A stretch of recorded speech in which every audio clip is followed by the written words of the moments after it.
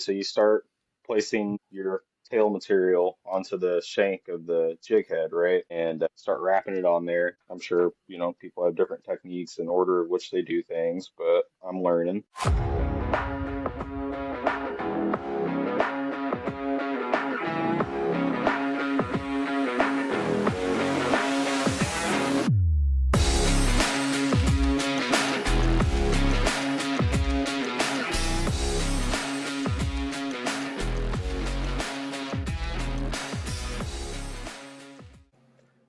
Welcome to Season 3 of the Kayak Bass Connection Podcast. This is the official podcast of the Southern Illinois Kayak Club Bass Tournament Trail, and I'm talking to one of those fishermen tonight. We have one of our great anglers from the Tournament Trail, Kendall Mazo, on tonight. He lives in the big city of Goreville, Illinois.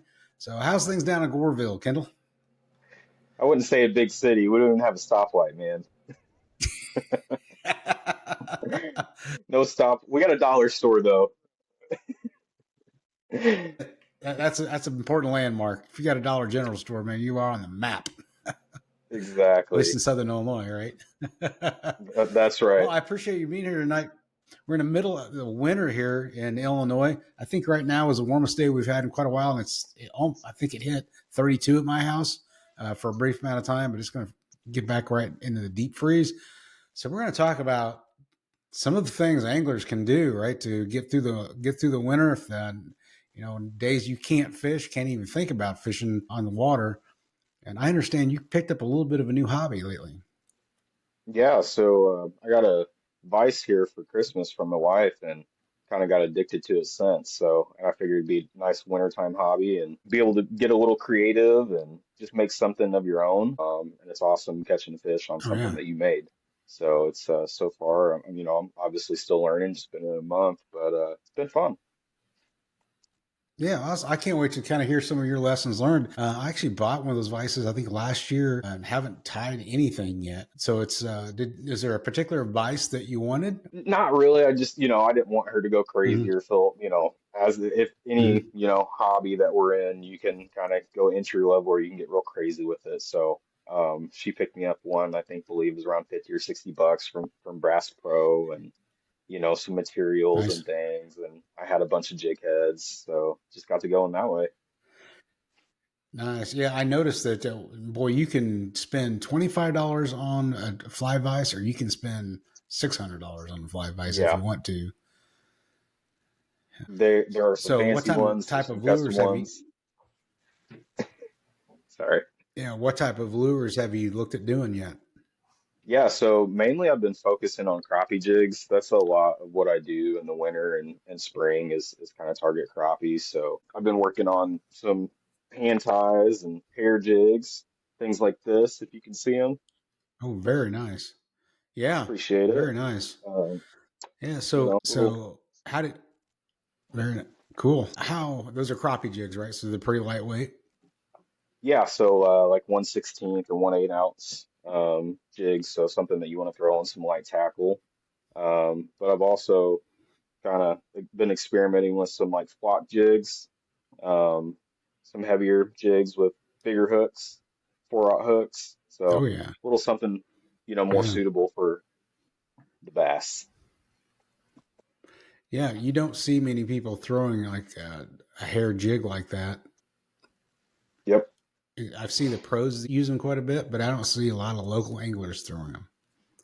Yeah, yeah. So it's a different technique, and I feel like it does kind of strive in the cold weather, whether it be dead sticking or using it like a swim jig. You can really get versatile with it because essentially what it is I've done some on some 6 cents jig heads and some Berkeley jig heads, but they're swim bait jig heads, so they'll work. Okay. So if you had to make a kind of a grocery list of what you need the basics to get started, and you get your vise, and then you're using a variety of just pre-made uh, swim jig heads, right?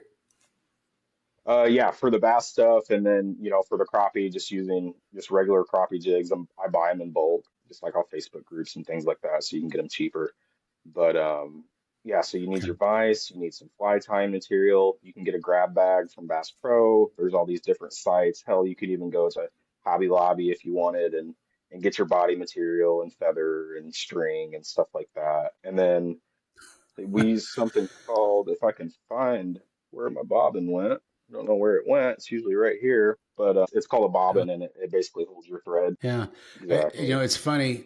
We were talking right before this. I picked up a similar hobby of airbrushing some of our crankbaits, and before that, we would drive right by Hobby Lobby, and the last thing I wanted to do was stop and look at interior decorations, right? And now it's my wife that's like, "Do you need anything in Hobby Lobby?" Well, I could always go look because Right. they do have quite a bit of selection that you can put on jigs. Exactly. So that's a good option, and it's a cheap option. But there's some companies out there that sell kits that are geared around, what you'd want to do. So, or you can go all natural with it. Like, Okay. I have buckskin here, and different um, goose feathers and squirrel feathers. So you can it's really Okay. experiment and be creative, which is nice. If you know a deer hunter or somebody likes to hunt squirrels, you can get a never-ending supply of hair to mess with, right? Exactly, and it's free. So, have you kind of limited yourself to just those couple, just like small ones for crappie and a few for bass so far? Yeah, I really don't know how these trout guys tie these, flies that are smaller than your pinky fingernail. Because even with doing like a one Yeah. 16th ounce jig head, it gets, you're kind of like this. So I Oh, props to the it's the crazy. trout fishermen. Probably first time I've ever said that in my life. uh, are you interested in trying to do trying to tie something up on camera tonight? Oh, we could totally tie one up. Yeah, can get a couple materials out. Any preferences on color? You want to pick a color? Yeah. All right. So we're just gonna try. We're gonna try a live fly tie here. Good old bass fly, maybe. So what you asked about colors? What kind of colors do you have? You got chartreuse, man. Um, yeah, I got all different colors of the rainbow. Yeah, we got some chartreuse here. Got a couple different deals that we could do. Let's Nice. see. Yeah. So you want a bass jig, something a little bit heavier. Yeah, let's do a bass jig. That might be easier to see too. Yeah, we can totally do that. Just need to clip off this screw lock on this jig head here. I'm gonna be Okay. using a 6 cents Divine swim bait jig head. This All right. one's 1/4 ounce and has a 4/0 hook, so pretty Oh yeah. sturdy hook. Just get clean off that hook or clean off that keeper, right? So you get a nice clean surface. Exactly. Yeah, I tend to get the ones that don't have put keepers on them, but I had these Okay. laying around. Take some wire cutters here and pop this off. And there we go. Kind of awkward to place in the vise, but it works. Yeah. Yeah. The vice is probably Go that's probably with pushing the upper limits of the vice, isn't it? So as yeah. far as those jaws, they're pretty fine. Yeah. Yeah, exactly. But I've done a few on here already with some Okay. bigger size deal. Essentially, you get your thread and your nifty bobbin tool, which is just a thread holder, and it allows Okay. the thread to feed out, and you start your base, right? Hopefully you can see this okay.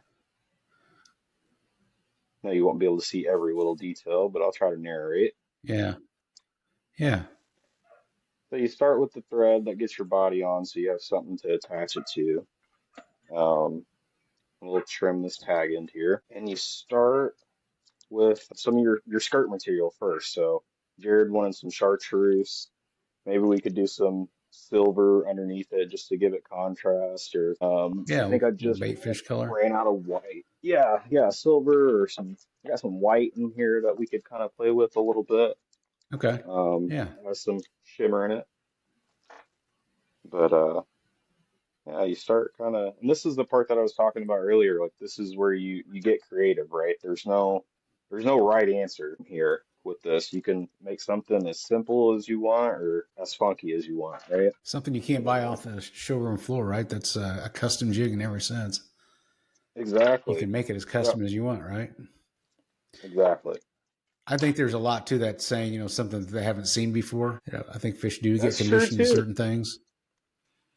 How many chatterbaits have they seen this year? Yeah. Yeah. No kidding. But they do win tournaments. Yeah.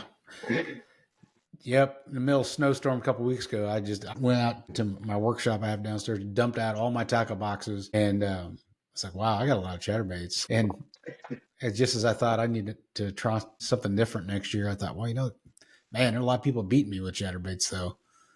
That's true. I know it's kind of hard to not have one Yeah. tied on, right? Yeah. Yeah, you gotta So keep you've one done tied on. several wraps, and then you put more wraps on top of once you put the material in, right? Exactly. So you start placing your tail material onto the shank of the jig head, right? And start wrapping it on there. I'm sure, people have different techniques and order of which they do things, but I'm learning. Mm-hmm. So if there's any master jig tires out there watching this video, it's Hey, you're beating uh, 100% of them, like especially people like me. I've got one in the basement. I've never even put a jig on it. So in the box. yeah, I figure we'll put some like silver flash in there, and I'll try to move my hand okay, once I get this tied on here. But it gives it, kind of imitates that bait fish, yeah. right? So what's the white material that you put on there? Where'd you source that at? This is synthetic tail material, so this is not natural. Okay, Yep. okay. What about the silver? Um, Silver, same thing. It's just a different type of flash. So it Okay, has like the white is almost like a fox like a hair material, and then the silver is more of like a crystal flash, kind of a plasticky deal. I've been playing with silicone too. I've taken some skirts off some just regular old jigs and an old chatterbait that was the blade was messed up and was using silicone to give it a little bit more bounce. So a couple different, things that you can do with it. yeah, nice. Yeah. Um, and a lot of people, like you've seen, like you mentioned earlier, especially the live scope getting popular and popular, seems like they like using those flock and hair jigs to target some of these bigger bass even, which is Now, does pretty the interesting to me. sonar bounce off that metallic stuff? Is that why that's popular? I don't know if it gives it a Is it? better return or not, or if it's just Yeah. like they're downsizing, like you said. How many crankbaits have they been thrown at them or chatterbaits or whatever? And Mm-hmm. I think it's more so just the downsize and the profile is what's kind of getting them. Okay. That's just my opinion, of Yeah. course. And then we got some chartreuse off Jared's Yikes. request, which Yeah, absolutely. the thread I'm tying with is also chartreuse. So is that just a nylon thread that's made specifically for flag tying?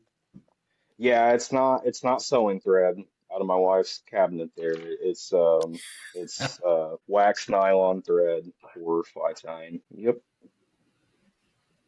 And it's not expensive. I think it's like $3 or $4 a spool, so Mm-hmm. not too crazy.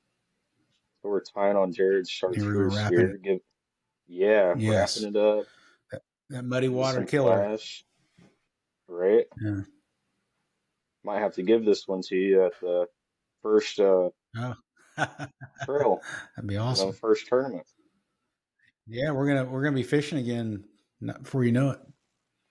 Exactly. What have you been doing? I'll flip it on you here for a bit. What have you been doing to prep Oh, for in the you in the know, winter? I mentioned that. Yeah, so I've been. I completely redid my airbrushing setup for my crankbaits that I play with a little bit. Build a new Nice. spray booth for it. Build some shelving and stuff like that. So just kind of a lot of busy work in the middle of winter. I'm going to Yep. I've got things set up to do a little video here, not in near future. It's kind of the same thing, like an airbrushing 101 for That would be crankbaits and cool.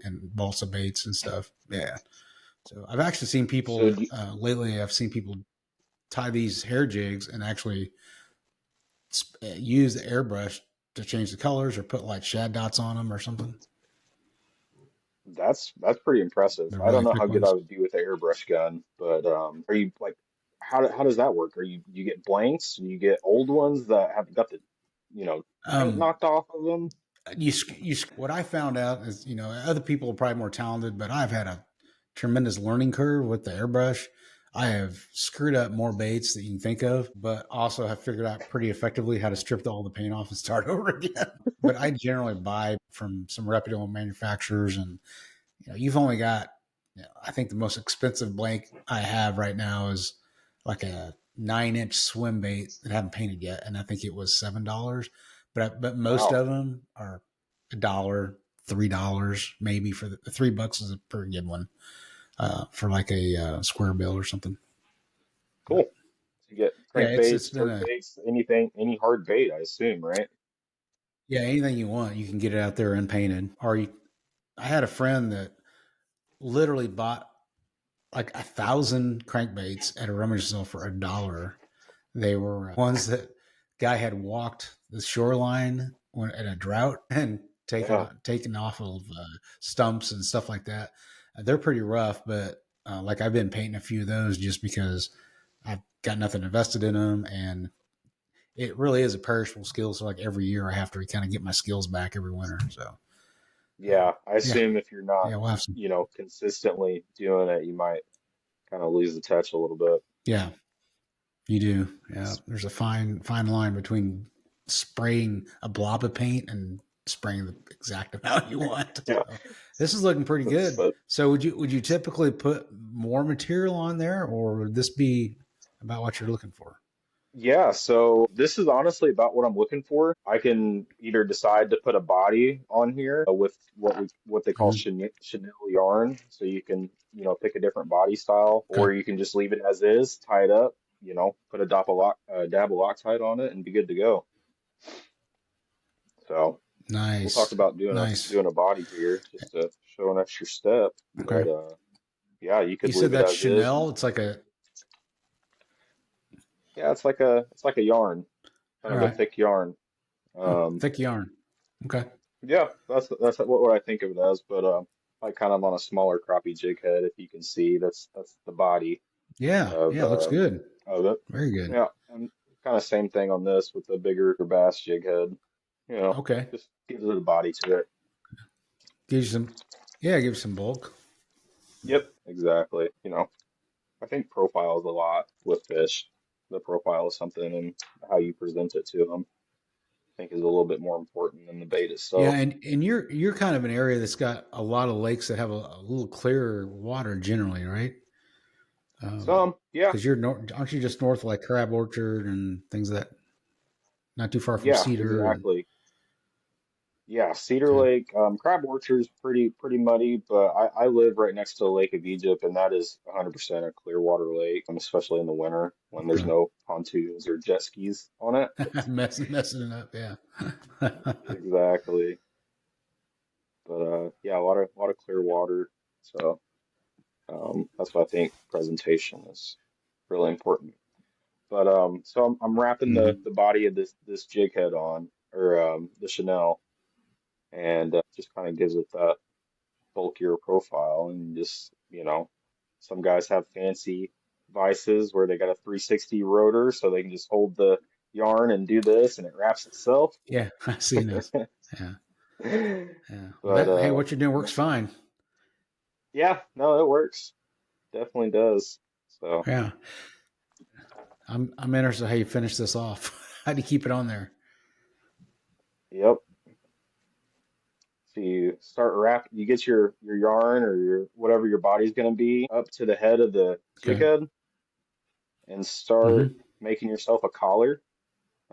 I guess is what it would be called. And you Okay. take this fancy tool. I don't even know what this thing's called. I think it's called a finishing tool. All right. Um, and you gather the yarn and wrap it around the jig head, make a couple. It's basically fastening itself. making a couple knots here. All right, so that helps you tie the knot you needed to wrap that up. Exactly. That Yep, looks to a the lot like collar. I make bowstrings, and when you Really? serve a bowstring, that reminds me of how you do that. Yeah. Yep. Awesome. So that thing's Basically, ready to fish. that thing is ready to Do you fish, use super man. glue, a little super glue? I'll Yeah. put a dab on Yeah. the collar just, for security, but it's not Mm-hmm. necessary. Okay. Very There's nice. Jared's jig. Awesome. Hey, cool. Can't wait to see you and pick that baby up. Maybe I have Yeah, something to trade. Yeah. So, right. what else you been occupying yourself with? Sounds like you like to do some crappie fishing, right? Yeah, so the season doesn't really stop. I mean, right now we have hard water because we got hit by, the ice storm and everything. A lot of people in our region lost power, Hmm. so it was a pretty bad deal. Yeah, late fall, winter, early spring, I'm chasing the crappie. Yeah. Nice. Very nice. So, what lakes do you like to hit for crappie? Yeah, so my home Lake of lake, Lake of Egypt. You Egypt. mentioned that. Yep, Crab Okay. Orchard. Those are the two main ones that we fish down here for crappie. Now, do you fish in a big boat as well as a kayak? I just got a boat this past year, so I've had buddies that had boats Nice. in the past, and one of my really good friends, we'd always go fishing together out of his boat, and I, kind of fell in love with boating, and he ended up selling his boat over the summer, so I was like, well, I guess it's time for me to get one. Yeah, I always said that's the best boat to use as a buddies. Yeah, it's good to have a friend with a boat. Yeah, Uh, yeah, I'm kind of finding so, that out. yeah. Do you see yourself making that switch to the boat from the kayak, or what do you think? No, I'm gonna keep doing both. I'm gonna keep doing the trail. I'm gonna Yeah. keep throwing the kayak in the back of the truck when I don't feel like taking out the boat or don't have anybody else to go with me, um, Yeah. and Sure. just keep going. Yeah. What type of a kayak are you going to be in on the tournament trail this year? Yeah, so last year was my first year with the trail, and I was in a feel free Moken PDL, and I'll be using that again this All year. right. Great. Oh yeah, I've heard good things about those. It's done its job. So does the rest of your family? Yeah. Does the rest of your family fish? Not really, no. My boys will come with me every once and again, but not really their thing. Yeah. Okay. Well, you never Yep. know that. How old are they? 11. Okay. Well, the 13-year-old, yeah, you've lost him for a while, but Yeah, teenagers get involved in a lot of different things. But yeah, they'll yeah. come back to it Yeah, as life they'll go out changes in a the little summer bit. So, sometimes. We can, get in the water a little bit and catch a couple fish and go home. But after they catch a couple, they're like, okay, yeah. we're done. So, what's your tournament experience been like so far? I don't mean necessarily like how you do finish. I just mean what has the tournament experience met your expectations? Yeah, no, I mean it's exceeded it with this club. It's Okay. definitely exceeded it with Sick. Just there's a different, and I've heard many people talk on this over podcasts and in person, but there's just a different type of camaraderie with the kayak tournaments versus the bass boat tournaments, and the Mhm. people that are in the group just are really helpful and cool people. All, a lot of people coming Absolutely. together that People, have similar interests, and yeah. Yeah, a lot of good folks. That's great. So, did you have one specific tournament that was your favorite last year? so I only got to fish three, four tournaments out of the seven, I would say, or is there six, seven, six, seven? Okay. I can't remember if Uh, there were six or seven last year. I think there were six plus the classic, okay. maybe. So I fished about half of them, and I learned something from each and every one that I went to. Um, and it's like that 6, 7 hours flies by really quick once that morning Oh, and doesn't it? mid-afternoon starts. Yeah, Yeah. that's probably one of the biggest things that I learned from last season. But I wouldn't even say that the one that I placed on was my favorite one because that day at Little Grassy, man, it was a scorcher. It wasn't the easiest day on the Yeah. water. Yeah, it was miserable. It really wasn't. Uh, I would probably say the first one that I went to was my favorite. Even though I didn't do okay. well, I only had three fish that I submitted that day at Newton. But I think that was probably my favorite tournament just because I was able to see like how things worked. Like in the morning when everybody's at the ramp and we did the national Hmm. anthem. Like, it just kind of Oh, gives that you was cool. I goosebumps a got little video of bit. that. Yeah, the weather was perfect that morning. It was just awesome. Yeah. Yeah, it really was, Yeah. I remember. and then everybody just kind of took off and, that was my first time experiencing that in a kayak, right? So I think that was probably my favorite tournament last year was Newton. Okay. Yeah. So during the course of the season, did you find there's one technique or anything that you started leaning towards that you really liked? I mean, one of my go-tos, my confidence bait is this right here. Just a fluke. Like that is my confidence Fluke. bait. All right. Yep, year round. Very It doesn't nice. matter if it's the winter, spring, whatever. That's my confidence bait. And when I started out in the tournament trail, I don't know. I don't know if I psyched myself out or watched too many YouTube videos or what, but I got away from my confidence bait and was trying to catch them on a chatterbait, catch them on a swim jig, catch them on this, catch them on that. When Hmm. in reality, I just needed to go back to the basics and slow down. Man, that confidence, that mental preparation that's probably the biggest thing I've taken away from being on the trail for a couple of years now. Is that it's not just fishing; it's much more than that. You have to have the mental game. If you don't have the mental game put together, you're in trouble. So I will definitely have to reach out to you and join. Lincoln is wanting to do a technique specific podcast, which we've been planning a little bit here. So we get something figured out what to work it in so you can make it and have both of you talk about the fluke. Oh, okay, is that one of his go-tos? Yeah, he really likes that. He's pretty successful. He amazes me, and no more time that he gets to spend on the water. He's managing the tournament.